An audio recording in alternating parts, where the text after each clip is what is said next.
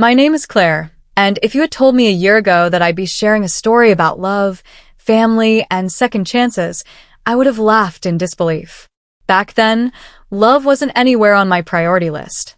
I was a single mom, and my life revolved entirely around my 6-year-old son, Ethan. My days were a steady cycle of school drop-offs, long hours at work, quick dinners, bedtime stories, and falling asleep halfway through folding laundry.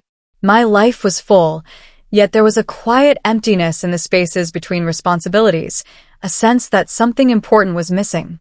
I didn't dwell on it much, until one ordinary Saturday afternoon when everything began to change. It started with a knock on my front door.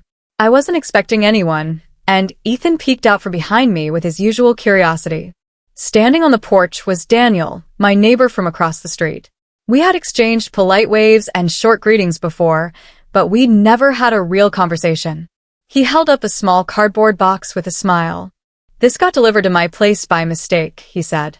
I thanked him, assuming that would be the end of our brief interaction, but Ethan, being his bold and friendly self, piped up before I could close the door.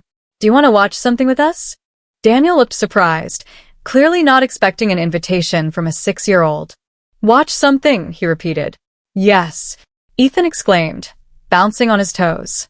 "We're going to watch The Space Adventurers. It's the best."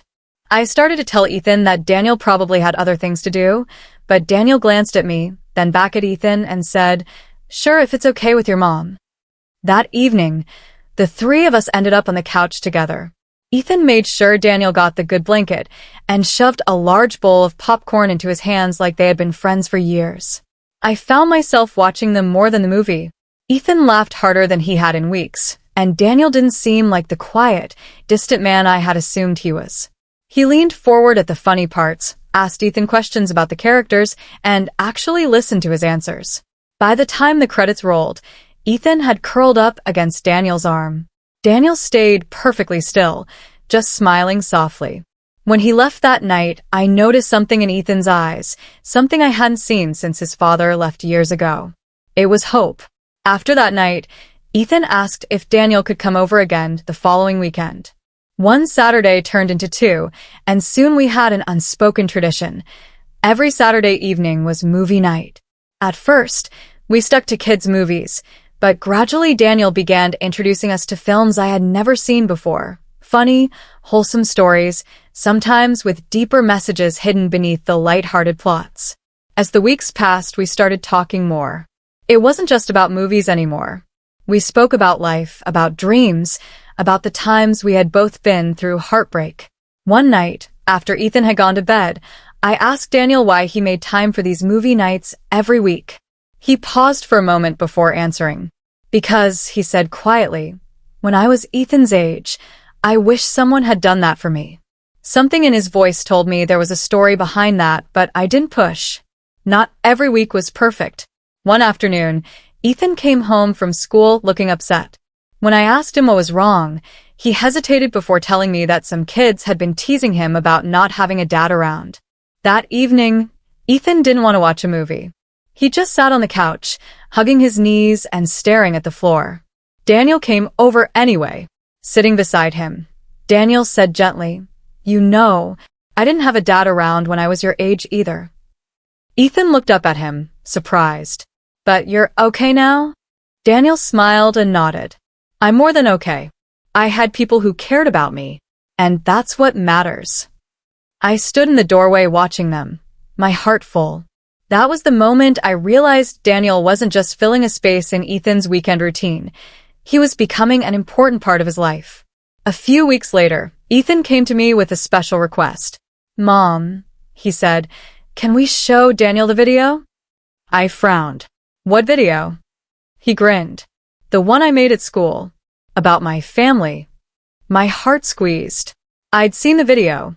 It was a school project where the kids talked about the people they loved. In his, Ethan had included me and Daniel. That evening, we invited Daniel over. Ethan set up the laptop on the coffee table and hit play. On the screen, Ethan appeared, sitting at his desk in the classroom. "This is my mom," he said proudly. "She works hard and makes the best pancakes." Then his smile widened.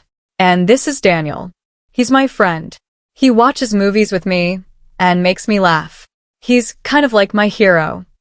When the video ended, Daniel sat there quietly, his eyes glistening. He reached out, ruffled Ethan's hair, and said softly, "That's the best thing anyone's ever shown me." Later that night, after Ethan had gone to bed, Daniel lingered in the living room. I could feel the words hanging in the air between us.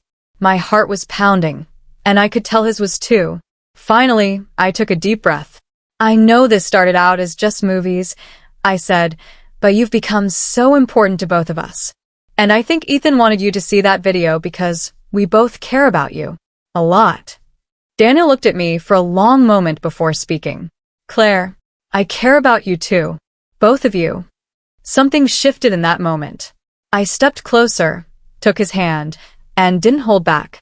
I let my feelings show, not in a dramatic movie scene, but in a quiet, genuine way. We stood there, holding hands, both knowing something between us had changed forever. From that day forward, Daniel became a constant in our lives, not just on Saturdays. He came to Ethan's school play, helped me fix the leaky faucet in the kitchen, and even learned how to make pancakes, though Ethan insists mine are still better. We still kept our movie night tradition alive, complete with popcorn and the good blanket, but now there were also family outings, game nights, and new memories being made. One evening, as another film's credits rolled, Ethan looked at us with a grin and said, "This is my favorite part." I asked him, "The ending?" He shook his head. "No." When we're all here together. It was in those small, simple moments that I realized the truth. Love doesn't always come in grand gestures or fireworks. Sometimes it sneaks in quietly, disguised as something ordinary, like a shared bowl of popcorn on a Saturday night. And when you find someone who not only makes you feel seen, but also makes your child laugh and feel loved, you don't hold back. Because real love is worth showing every single day. Today, when I look at Daniel sitting next to Ethan during our weekly movie nights, I see more than just a neighbor who wandered into our lives by accident. I see a man who chose to be there, who decided that our little family was worth his time and heart. And I think back to that first knock on the door, the small package in his hand, and I can't help but smile. Because sometimes, love starts with something as simple as saying yes to an unexpected invitation, and grows into something you never imagined you'd have again.